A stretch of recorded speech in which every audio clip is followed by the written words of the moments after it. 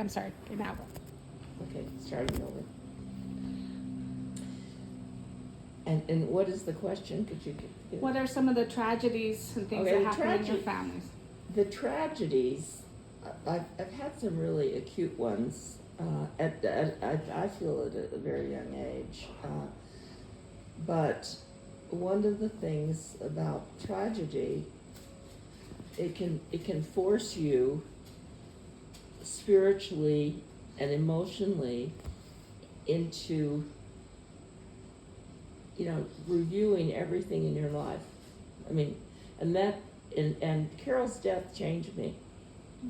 And the reason it changed me was because I think I'd mentioned before, I was in an academic PhD program. And when Carol killed herself, one of the things that I think I probably mentioned before, I had to quit talking to my mother because she called me up and said, if you'd gone to California, Carol would be alive. So I was the designated, before I even became a therapist, I was the one in the family that was supposed to hold everybody together.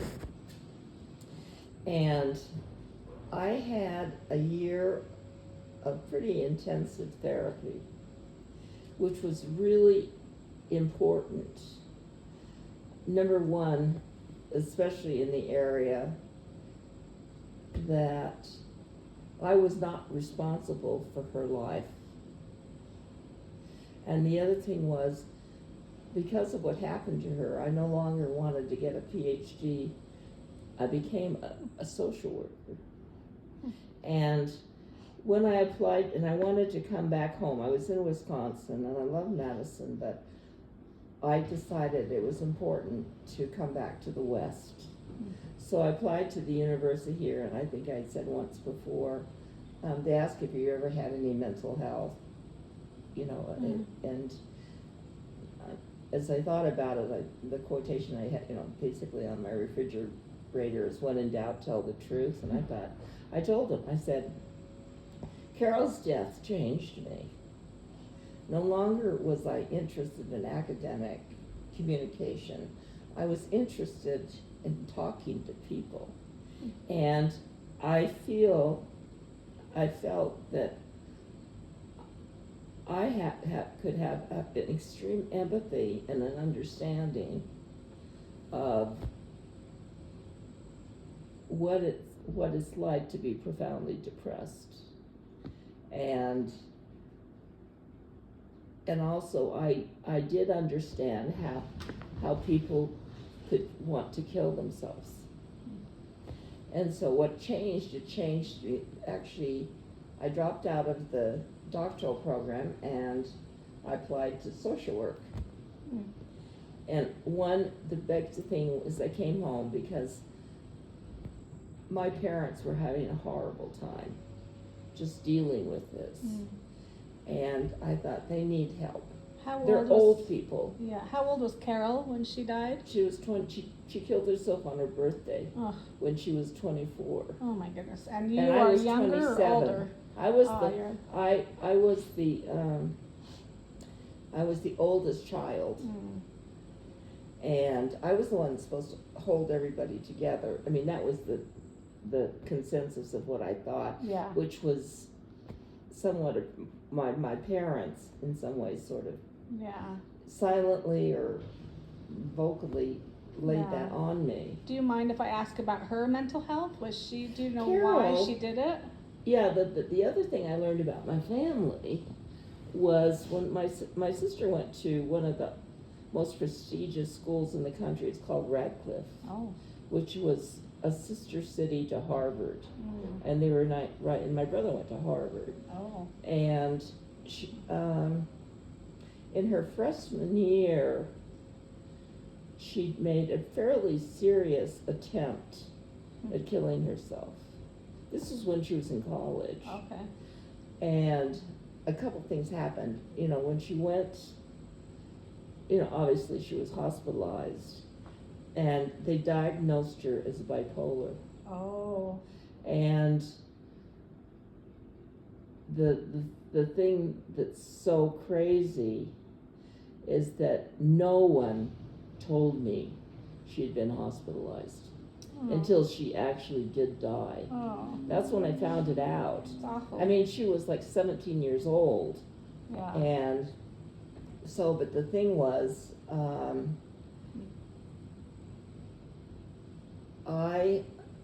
it was like all of a sudden what was important in my life like totally flipped over. Mm. And so because of Carol, I think I made that decision, and the reason for social work, I didn't want to work 8 more years in college to be a PhD psychologist. Yeah. Uh-huh. But, and the thing was, I also got a scholarship to the VA for my practicum. Mm. And they actually, I thought then $300 was like extravagant a month. Yeah. But the thing, later, and then I went to work for them, and it's one of the 3rd woman they had ever hired in psychiatry, because, you know, the VA is like an old man's club. It is, yeah, yeah. But the head of psychology was talking to me, and he came to me once. He said, "I want to tell you something. You are an extremely good therapist." Mm. He said, "I was walking behind these Vietnam veterans, and one said, 'She saved my life.' Aw. I wouldn't be alive if I hadn't talked to Joan." Wow. And so, you know, I'm sorry, it's, you know, No. it's pretty, Oh, it's very emotional. Thank you. yeah. So in a way, I don't know whether it's God or what it is that changes that perspective. Mm-hmm. And, but it was really important. The thing regarding the school, I told them the reason I had therapy is because my sister killed herself, and I was one of the first people they accepted, and this was out of state. Mm. So you had to have, you know, I had pretty good grades in that, but they had so many people between BYU and the university that wanted to become clinical social workers, Mm-hmm. that they could pick whoever they wanted. Mm. So for me, that was an honor. Yeah. But, and also, this is really true, is that it was important to be real. Yeah. So that's another thing I learned in my life. How do you deal with those people?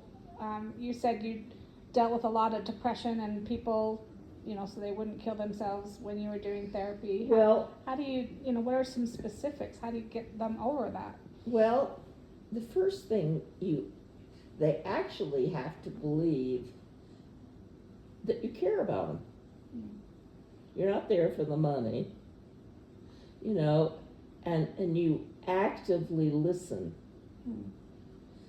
And if they get emotionally really upset, you let them be emotionally upset.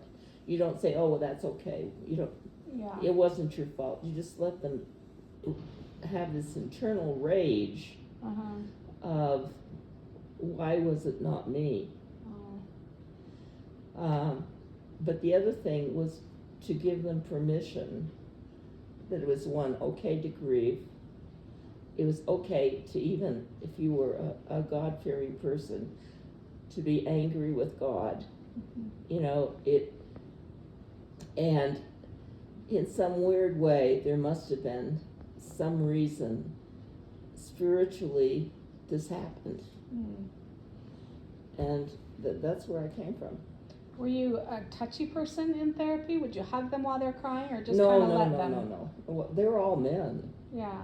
And it would have given a really different message. Yeah, I just don't know what the law is or what your way was. You could touch Well, them at all, or the just, way you know. the way I have done therapy, which I really believe is critical, is you have to be absolutely real.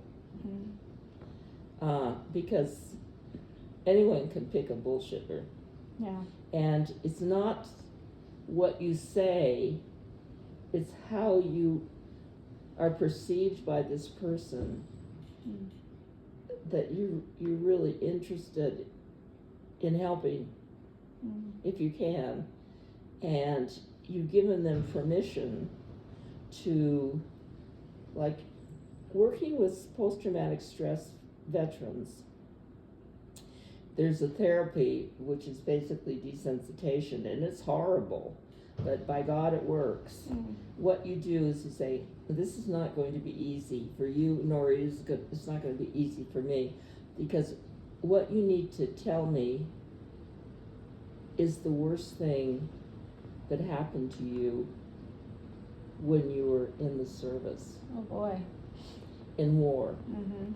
And some of the things that came out were horrifying. Oh, I can imagine. But you have to, understand. And then the other thing is, which is an anomaly in a way, when people started to heal, that's when they grieved. Mm. But there was a point, at that point in time, you had to be really there for them, because that's the time, it's the irony, you had to grieve in order to get better, Mhm. but that's the time someone would want to kill themselves. Oh. So, Would they call you at home at all, or was it always you have to wait till you're at work? well, basically, I kept my personal life away from my professional life. Mm. And in my personal life, I would use my married name at that time. Then I finally decided that was a bunch of crap, and so I just kept my name for that. But it was like two personas coming in, and the therapist part of me had to, use my real name and that, because that was important. Yeah. But they had, in the VA system, they could go through, and I actually did telephone therapy. Oh. They had, which was really interesting. Two things that happened I found absolutely unbelievable. The VA is a regional hospital, and it's a federal hospital, and so they have clients out in Wyoming, and they have clients out in Nevada. I mean, I had this forest ranger who was on top of a mountain, and he'd call me. Oh my goodness. And I would do therapy with him. Oh my. And then the other thing was, I had this person in Wyoming that we were talking, and all of a sudden the line went dead. Oh boy. I thought, and this was at a really serious point in our conversations. I thought, oh my God, what has happened? Well, I waited a little while, but the lights had gone off, and so it turned the phone system off. But yeah, I mean, but they have to hear this in your voice. And professionally, you can grieve, but you can't over-emote. I mean, they know if you're there for them. Yeah, yeah. And so that changed the whole focus of my life. About how many people did you see or listen to or work with? I mean, hundreds? I worked there at the VA for 35 years. Oh my goodness. Oh, that's and a long time. There were a lot of people I saw. Did you have a limit on, I'm only going to work with this person for 6 weeks or No, months, or did they just come as long as they could? Because desensitization therapy is, you don't leave until they're ready to go. Okay. So some you had for probably a couple years? What? Did some of the guys you had for a couple of years? Huh? But see, they were veterans and they could come, and they didn't have to pay. Oh, okay, yeah. Because it was a federal hospital, and they were soldiers and they were veterans. Yeah. But, and it wasn't me that told them they had to go. They self-selected. Oh.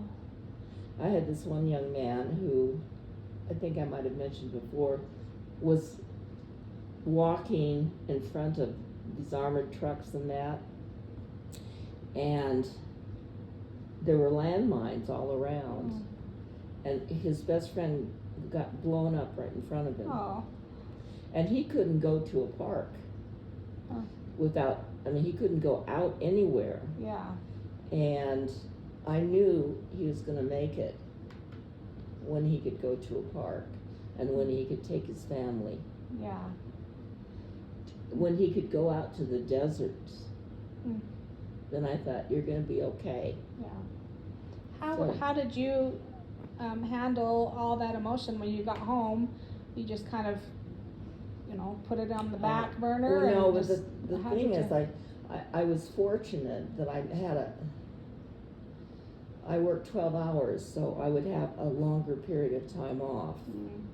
But then I had to do some things to heal.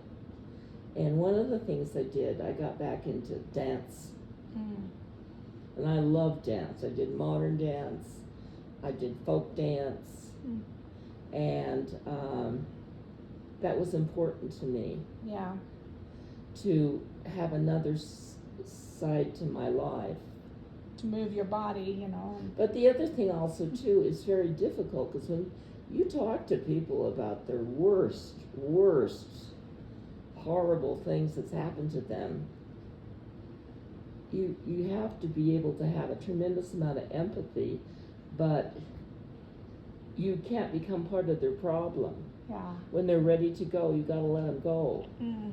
But honest is one of the most intense kinds of relationships, other than I think maybe being married. Yeah. Or having a child. Yeah. That you could basically have. I'm just checking the time, sorry. Okay. I just was curious. The one thing it also really helped me with is I have a blood disorder called hematomacrosis, and I make too much iron. Oh, okay. And so that basically, I didn't know it till I was in my 50s, so I didn't know it in my 30s and that, but I could never get pregnant. Oh. And I finally found out when I was in my 50s that this particular blood disorder, it makes you sterile. And it's one of the 10 most misdiagnosed disorders you can have. And so, but I did really, and I think a couple times I got pregnant, but I miscarried. Oh. And so I finally decided, because I really wanted a family. Yeah. And so I adopted Alex. Yeah. And tell us that story real quick about your dad and the dog. Do you have time for that? Oh, yeah. Yeah, we're good. Okay. Alex's birth mother went to see my father, who was a physician, to have him deliver the baby. And she also said, I want you to have this child. I want them to educate him. And my father, in speaking with her, he was so impressed by just the quality of who she was. He said, I'll do that. Because all these women were on welfare. And so, he did that. Where did she come from? I'm not sure. My father said she almost looked French. I think she came from South America. Oh. And I think she had a love affair in her. She was 45 years old when she had Alex. Oh, wow. And my father actually had someone else help him with that, because he was in his 70s. Because he wanted to be sure, because she was tiny. I mean, she weighed probably around 100 pounds. Yeah. And so he said he would help get the child adopted. She didn't want to see the child. Oh. And I can understand why. Yeah. Because she knew that she couldn't take care of him. Did she know who the father was? Oh, yeah. And my father asked her, you know, she was a very private person. She Mm. never gave a name, but she basically said he was Italian. Oh. And she was Hispanic. Mm-hmm. And so, when I got Alex, when all this stuff, there's this book that I have in here, which is called Why Was I Adopted? Mm. And I read that to Alex when he was even an infant. And it goes through all the different reasons you get adopted. Either your parents were too young, or they died, or they didn't have enough money. Mm. But the most critical thing, I think is absolutely critical for anyone that's adopted, is that the major focus in this book was you were chosen. Mm. And when Alex was in his grade school, his one of the neighbor's kids down the street said, "You're adopted, aren't you?" And he said, "Yes, I was adopted." And the kid said, "Well, what did you do wrong?" Aw. And Alex said, "I didn't do anything wrong. I was chosen." Oh, that's awesome that he took that from that book. But that was the critical. Then I knew he was going to be okay. Yeah. Tell me how it happened again. Your dad called you and said. He called me and said, there's a child." He told me a little bit about the situation, and he said, are you interested in adopting this child? And you were how old? I was 37 and a half Aww. years old. Alex is only 43. And that one thing I have to say about my husband, who had had a marriage and had 2 biological children, he was okay with that. Wow. That which you know, because basically I made that decision. Yeah. How did you feel? And he did meet her. Oh, okay. But I did not want. I thought it was just too close. Yeah. How did you feel when your dad said, "Here's a baby, come and get him"? Well, the thing was, I thought there's a reason for this. Hmm. You know, it's like Carol's death. There's a reason for this. Out of tragedy can come some experience. And Alex was 2 days old. Oh my goodness. I have never been so tired in my whole life. I lost 10 pounds in a week.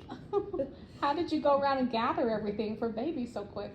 Well, the thing was that since my father was the physician, I went up to Idaho and I stayed with my parents. And my mother was so Southern. And I don't think she was a racist, but she would look at Alex and she adored him. She said, "But I really think he's going to have blue eyes." Yeah, right. And my father. His black as black eyes right now. That's funny. But the thing that's crazy, but also wonderful, this is the grandchild that they adored. Aww. Both of them. Yeah. So the 3 of us were really bonded with this kid. My mother went out and got all these things. Aww. And I stayed with them. And I think I told you once before when I went to my chief of social work, because I was working then at the VA, and asked him how much time I could have because it was a federal hospital. He said, "You can have a couple weeks." Oh my goodness. And I just looked at him. And I went out the door, and I stood there for about 2 or 3 minutes, and I thought, "You son of a bitch." And I went back in and said, "I quit." Wow. I quit. That's great. And the lady that was the nurse that was head of this day hospital that I worked at, she was so angry because I told her, I said, and she was Catholic. She was sort of an Irish Catholic, and she'd call me up and say, you've got to come back at some point. You've got to come back.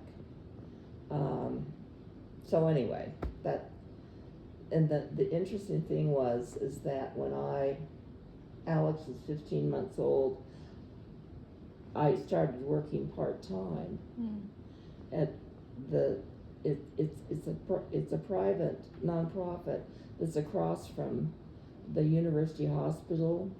It was the Children's Center, and they took families where usually no men, that basically mothers, there were single mothers trying to raise children that were running around with knives trying to kill them. Oh my. And it was a Freudian, I mean, the woman that ran it was really pretty Freudian. At that time, Freud was so screwed up. He said the basic reason children have problems is their mother. And I thought, that's a bunch of bullshit. So this student I had, which went to the school my sister did, Radcliffe, and then she came out and she went to social work. We ran a mother's group of empowerment. Wow. And I was going in because I was on one of the faculty committees to, help, and there was basically that was the time they were giving, the Clinical Faculty of the Year award. This one professor said, "Joan, could you please comb your hair?" And I kind of went, "Why?" Because they didn't tell me. Yeah. And I was Clinical Faculty of the Year. Wow. It's amazing. And I have a little plaque in there. Yeah. So, things, out of tragedy, sometimes things can come back. Yeah. Well, you've made a really good life for yourself, and you've been a really great you mother. made a real life. Yeah. And so sometimes I think when I talk to you, it's not just because you're my friend, is that sometimes it hits me in the same way when I think of your son. I think of, I've been there. I've truly been there. And the things that have saved me are the steps I had to take. Now, I was an English major, and I read F. Scott Fitzgerald, and he wrote a book called Tender as the Night. And when I first went to see my psychiatrist, because the one thing my first husband said, you need to go in therapy. And it was about, Tender as the Night was about a story of this woman that falls in love with this man, and they have this really, really rocky relationship. And there was a couple sentences in there I went in, because basically I really did not want to spend a whole lot of time in therapy. And I said, you're not going to be blah, blah, blah. This is not going to last real long. And he was a really cool guy. He said, when you're ready, you're going to be ready. And so the learning points in my life, raising a child that it was funny, but it was also, I have a backpack, you put your kid on the back, and I would go through the line in the grocery store, and they'd look at me and they'd look at this kid and said, he must have a really dark father. I said, absolutely. Well, it was different back then. You didn't run into a whole lot of people that were adopted. The other thing also, too, is, when I applied to graduate school out here, seeing a therapist was really, something was kind of supposed to be wrong with you. And I had this wonderful psychiatrist. He was absolutely wonderful. Because I had a horrible time. One, I got a divorce the year Carol died. Because I thought, this is a bogus marriage. And I got a job teaching, but I would come home on Friday night and go to bed, and I didn't get up and just to feed the gerbils and go to the bathroom. And I read a lot of books, and then I get up Monday morning and go to work, and there were times I didn't know if I was going to make it. How long did that last? Was it a year, It did you say? It lasted, the hard part of it. Well, one thing, I did my own self-therapy, when you kind of ask what you do. Basically, the psychiatrist was absolutely wonderful, because when I said, I don't think I'm going to make it. And he said, maybe you should come in the hospital. I said, I'm feeling a whole lot better. But then I did decide, and this was on my own, I thought, this is crazy making. You're not living like a normal human being. So, two things that I did. One, that's when I started folk dancing. And the other thing was, I did the folk dancing, and, oh God, I gotta remember, the other one was important too. Oh, what I would do that would force me on the weekends not to stay in bed was I signed up for all these volunteer things in speech, and so I'd go clunking over the mountains in Wisconsin to hear these kids recite poems like, how do I love thee? Let me count the ways. Yeah. And they were horrible. But it forced me to change my behavior. You got out, yeah. You know, I mean, because there's no way, if you volunteer for that you've got to go on. And the other thing I found that helped me, and it's helped me through my whole life, is that you have to take care of something. You have to feel you are responsible for this animal survival. Right. And so when I had the gerbils, I'd have to get up, and I'd get up and you could hear them, this is when I was in bed all the time, and I could hear, open the refrigerator, get us some food. How cute. But that's how I feel about the dogs. Yeah. If I have a bad day, I can't stay in bed. Yeah. I've got to get up. Like this morning, I really thought, I'd really like to sleep a little bit longer. And I thought, come on, you've had enough rest. And then I thought, well, I really didn't want to feed them, so I put some of the dry soup, and Sophie ate the whole thing up, but then I put the bowl down here for Molly, and Molly looked at the bowl, and she looked at me, and I thought, oh God, I'm not going to get away with this. So I had to get the wet stuff out. Yeah. And she slurped it all up. Aww. So cute. Well, but it's true, This has been an awesome conversation. And one thing I really want to do this summer. I'm going to stop this about this right now, so before you go on. But thank you so much for sharing. Just one sentence more. Oh, okay. Is that I have some goals that I get for New Year's, and one is I want to become stronger, and I want to be able to have more mobility, and I want to go out and maybe walk, not totally around with them, but to go out. I don't want to just stay in my place. Yeah. Hi, Soph. Well, thank Hello, you. Sophie.